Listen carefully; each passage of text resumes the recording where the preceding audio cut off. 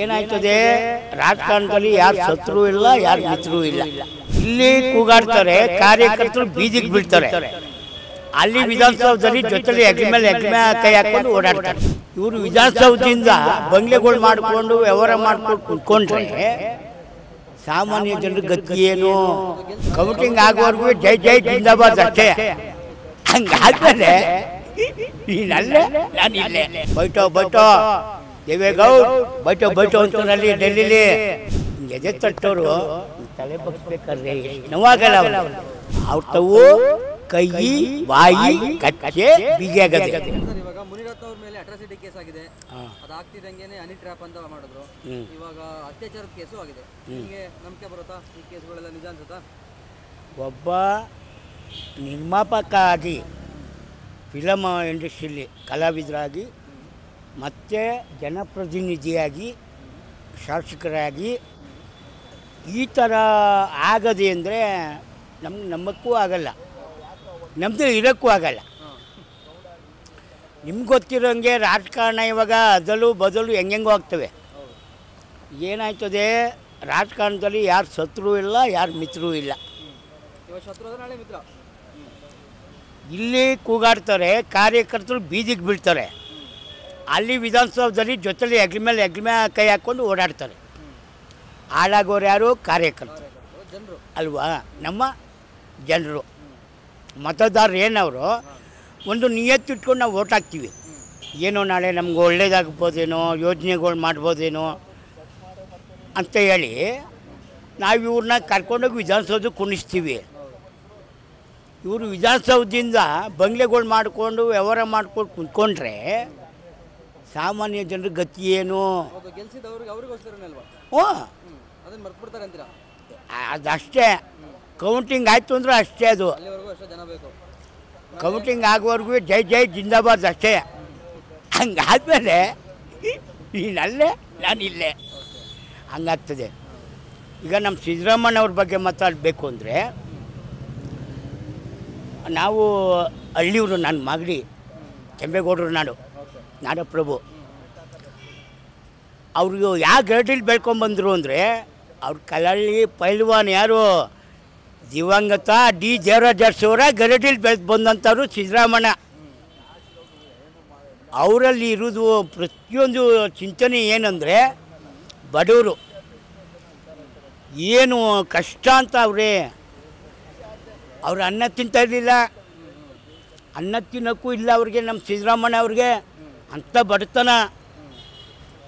ಆ ವ್ಯಕ್ತಿ ಇವತ್ತು CM ಆಗವ್ರೆ ಅಂದರೆ, ಆ ಲೆವೆಲ್ಗೆ ಹೋಗವ್ರೆ ಅಂದರೆ, ಅವರ ಒಂದು ದೇಹ, ಅವರ ಒಂದು ವ್ಯಕ್ತಿತ್ವ ಇವತ್ತು ಇಡೀ ಕರ್ನಾಟಕ ಅಲ್ಲ, ಇಡೀ ಇಂಡಿಯಾನೇ ಇವತ್ತು ಸಿದ್ದರಾಮಯ್ಯ ಅಂದರೆ, ಸಿದ್ದರಾಮಯ್ಯ ಕರ್ನಾಟಕದ CM ಅಂದರೆ ಚಪ್ಪಾಳೆ ತರ್ತಾರೆ ಹಿಂಗೆ. ಆ ಲೆವೆಲ್ಗೆ ಅವ್ರು ಬೆಳೆದವ್ರೆ, ಹಂಗೆ ಉಳಿಸ್ಕೊತಾರೆ. ಇನ್ನೂ ನಿರಂತರವಾಗಿ ಅವ್ರು CM ಆಗೇ ಬರ್ತಾರೆ. ಯಾಕೆಂದರೆ ಜನರ ಮನಸ್ಸಲ್ಲಿ ಅದೇ. ಬೇರೆ ಯಾರೋ ಏನೋ ಮಾಡ್ಬೋದು, ಏನೋ ಹೇಳ್ಬೋದು, ಅವರು ಹಿಂಗೆ ಮಾಡ್ತಾವ್ರೆ ಅದು ಮಾಮೂಲಿ. ಹೊಗಳೋದು ತೆಗಳೋದು ರಾಜಕಾರಣದಲ್ಲಿ ಮಾಮೂಲು ಅಲ್ವಾ? ಆದರೆ ಸಿದ್ದರಾಮಯ್ಯ ಅವರು ಈ ಕೇಸ್ಗಳಲ್ಲಿ BJP ಮತ್ತು JDS ಮೈತ್ರಿ ಆಗಿದ್ದಾರೆ ಅಂದ್ಬಿಟ್ಟು ಕಾಂಗ್ರೆಸ್ ಅವ್ರು ಕೈವಾಡ ಇದೆ ಇದರಲ್ಲಿ ಹಿಂದೆ ಅಂತ ಹೇಳ್ತಾರೆ. ಸುಳ್ಳು, ಅವೆಲ್ಲ ಸುಳ್ಳು. ಈಗ ಕಾಂಗ್ರೆಸ್ಸು ದಳ ಇವರೆಲ್ಲ ಆದರೂ BJPಯವರು ಒಂದಾದರೂ ಹಿಂಗೆ ಮಾಡಿದ್ರು ಅಂತಾರಲ್ಲ, ಸುಳ್ಳು ಅವೆಲ್ಲ. ಏನಂದರೆ ಅಧಿಕಾರ. ಅಲ್ಲ, BJPಗೆ ಬಂದ ಮೇಲೇ ಯಾಕೆ ಹಿಂಗಾಗುತ್ತೆ? ಎಲ್ಲ ಹಗರಣಗಳು ಆಚೆ ಬರ್ತವೆ. ನಾವು ಯಾವುದೇ ಪಕ್ಷದ ಬಗ್ಗೆ ನಾನು ಮಾತಾಡೋಕ್ಕೆ ಇಷ್ಟಪಡಲ್ಲ. ನನಗೆ ಎಲ್ಲರೂ ಸ್ನೇಹಿತರುಗಳವ್ರೆ, ಎಲ್ಲ ಪಕ್ಷದವರು ಸ್ನೇಹಿತರುಗಳವ್ರೆ.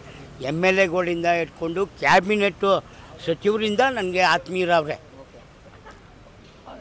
ಒಂದು ಪಕ್ಷದ ಬಗ್ಗೆ ನಾನು ಮಾತಾಡಲ್ಲ. ಈ ಕೆಲವು ದಿನಗಳನ್ನು ನೋಡಿದ್ರೆ JDS ಇಂದ ಎಷ್ಟಾಯ್ತು? ಪ್ರಜ್ವಲ್ ರೇವಣ್ಣಂದು ಆಯಿತು, ಅದು ಆಗಬಾರ್ದಾಗಿತ್ತು. ಇವತ್ತು ಹಾಸನದಲ್ಲಿ ಒಂದು ದೊಡ್ಡ ಮನೆ ಅಂತ ಹೆಸರು ಇದ್ದದ್ದು ದೇವೇಗೌಡರಿಗೆ ಅಲ್ವಾ? ಇಡೀ ಕರ್ನಾಟಕದ ಪ್ರಪ್ರಥಮ ಪ್ರಧಾನಮಂತ್ರಿಯಾಗಿ ಹೋದಂಥವ್ರು ಅವರು ದೇವೇಗೌಡರು ಅಲ್ವಾ? ಆ ಕುಟುಂಬದಲ್ಲಿ ಹಿಂಗಾಯ್ತು ಅಂದರೆ ಯಾರಿಗೆ ಕೆಟ್ಟ ಹೆಸರು? ನಮ್ಮ ದೇವೇಗೌಡರು ಕೆಟ್ಟ ಹೆಸರು. ಒಬ್ಬ ಪ್ರಧಾನಮಂತ್ರಿ ಮೊಮ್ಮಗ ಹಿಂಗಂತೆ ಅಲ್ಲೇನು ಮಾತಾಡೋಕ್ಕಾಯ್ತದ ಅವರು? ಬೈಟೋ ದೇವೇಗೌಡ್ ಬೈಟೋ ಅಂತಾರಲ್ಲಿ ಡೆಲ್ಲಿಲಿ ಗೊತ್ತಲ್ಲ ನಿಮಗೆ, ಅಲ್ಲೆಲ್ಲ ಹಿಂದಿನೇ ಮಾತಾಡೋದು ಅಲ್ಲಿ. ಬೈಟೋ ಕ್ಯಾ ಬಾತ್ ಕರ್ತಿ ಬೈಟೋ आपका घर में क्या कैसा हो गया देखो ಹಂಗಂದಾಗ ಎದೆ ತಟ್ಟೋರು ತಲೆ ಬಗ್ಸ್ಬೇಕಾದ್ರೆ ಎಷ್ಟು ನೋವಾಗಲ್ಲ ಅವ್ರಿಗೆ ಅಲ್ವಾ. ಆಗಬಾರ್ದು, ಮುಂದೆ ಆಗೋದು ಬೇಡ. ನಾವು ದಿನನಿತ್ಯ ನಾವು ಟಿ ವಿಲೆಲ್ಲ ನೋಡ್ತೀವಲ್ಲ, ಹಾಸನದಲ್ಲಿ ಇವತ್ತು ಹೆಣ್ಮಕ್ಳುಗಳು ಯಾವ ನೋವು ಅನುಭವಿಸ್ತಾವ್ರೆ ಅಂದರೆ ಎಷ್ಟು ಬೇಜಾರಾಗಲ್ಲ. ಎಷ್ಟೋ ಜನ ಡೈವರ್ಸ್ ಕೊಟ್ಬಿಟ್ಟವ್ರೆ. ಹಿಂಗೆ ಮನೆ ಕೆಲಸ ಮಾಡೋರನ್ನ ಆಟ ಆಡಿಸ್ತಾರೆ ಅಂದರೆ ಯಾಕೆ ಕಟ್ಕೊಂಡು ತಾಲಿ ಕಟ್ಟಿರುವ ಪತ್ನಿ ಇಲ್ವಾ? ಇದಾಗಬೇಕು. ಒಂದು ದೊಡ್ಡ ಹೆಸರು ಮಾಡಿರೋನ್ನ ತಗೊಂಡೋಗಿ ಮೂಲೆಗೆ ಹಾಕ್ಬಿಟ್ರಲ್ಲ, ಮುಗೀತಾ? ರಾಜಕಾರಣನೇ ಮುಗ್ದೋಯ್ತಾ? ಇವಾಗ ಇಲ್ಲೇ ಹೋದ್ರೂ ಈಗ JDS ಇರ್ಬೋದು, ಈ ರಾಜಕಾರಣಿಗಳು ಏನಾಗ್ತಾರೆ ಅಂದರೆ ಅಧಿಕಾರ ಸಿಕ್ಕಿದ್ರೆ ಸಾಕು, ಆಮೇಲೆ ಅವರ ಆಟ ಹಂಗಾರ ಆಡ್ತಾರೆ. ಕಾಂಗ್ರೆಸ್ಗೂ ಮುನಿರತ್ನವ್ರ ಕೇಸ್ಗೂ ಸಂಬಂಧ ಇಲ್ಲ ಅದ್ರ ಬಗ್ಗೆ ನಾನು ಮಾತಾಡೋಕ್ಕೆ ನಾನು ಹತ್ರ ನೋಡಿದರೆ ಓಕೆ ಅನ್ಸುತ್ತಾ ನಿಮಗೆ? ನೀವು ವೈಯಕ್ತಿಕವಾಗಿ ಅನ್ಸುತ್ತಾ? ಇಲ್ಲ ಅನ್ಸುತ್ತೆ ನನಗೆ. ಇವರೇ ಮಾಡ್ಕೊಂಡಿರೋದಂಗಾದ್ರೆ ಅವು ಮಾಮೂಲಿ ನಡೀತಾ ಇರ್ತವೆ ನಿರಂತರವಾಗಿ. ಯಾರಪ್ಪ ಕಮ್ಮಿ ಅವರೇ? ಮತ್ತು ಮುನಿರತ್ನ ಈ ಥರ ಮಾಡ್ತಾರೆ ಅಂದ್ಬಿಟ್ಟು ನಿಮಗೆ ಗೊತ್ತಿತ್ತಾ? ಅನ್ಸುತ್ತಾ? ಅವ್ರ ವ್ಯಕ್ತಿತ್ವ ನೋಡಿದರೆ ಅನಿಸಿರಲಿಲ್ಲ. ಯಾಕೆ ಮಾಡಿದ್ದಾರೆ ಅನ್ಸುತ್ತೆ? ಹಿಂದೆ ಮುಂದೆ ಇರೋರು ಯಾರೋ ಮಾಡಿರ್ತಾರೆ. ಒಂದು ಮರ ಬೆಳೀತದೆ ಅಂದರೆ ಕಡಿಬೇಕು, ಕಡಿಯೋಕೆ ಇರ್ತಾರೆ.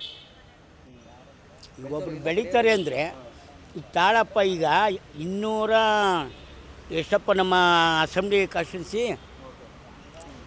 224 ಏನೋ ಅನಿಸುತ್ತೆ. ಎಲ್ಲ MLAಗಳು ಒಂಥರ ಅವರೇ. ಅದರಲ್ಲಿ ಒಂದು ಮಾತು ಹೇಳ್ತೀನಿ, ಸಾವಿರಾರು ಕೋಟಿಗೆ ಬದುಕವ್ರೆ ನಮ್ಮವರೇ. ಇದೇ ಕಾನ್ಸ್ಟಿಟ್ಯೂನ್ಸಿಯ MLA, ಗೋವಿಂದ್ರ ನಗರದ್ದು MLA. ಅವ್ರ ಬಗ್ಗೆ ಯಾಕೆ ಬರೋಲ್ಲ? ಅವ್ರ ತಾವು ಕೈ ಬಾಯಿ ಕಚ್ಚೆ ಬೀಗೆ ಆಗದೆ ಶುದ್ಧ, ಯಾರು ಕೆಮ್ಮಂಗೆ ಇಲ್ಲ. ಯಾರು ನಮ್ಮ ಪ್ರಿಯಾಕೃಷ್ಣ ಅವರು ಇರ್ಬೋದು, ನಮ್ಮ ದೊಡ್ಡವರು M ಕೃಷ್ಣಪ್ಪ ಅವರು ಇರ್ಬೋದು ಅಲ್ವಾ, ಅವ್ರ ಬಗ್ಗೆ ಯಾಕೆ ಮಾತಾಡಲ್ಲ? ಮಾತಾಡೋಕ್ಕೂ ಆಗಲ್ಲ. ಇವರೆಲ್ಲ ಲೂಸ್ ಕೊಟ್ಬಿಟ್ಟಿದ್ದಾರೆ ಹಂಗಾದ್ರೆ. ಇವೆಲ್ಲ ನಾನು ಹೇಳಿಲ್ವಾ, ಒಂಚೂರು ಇದಾಯಿತು ಅಂದರೆ ಮುಗೀತು ನಮ್ಮಲ್ಲಿ.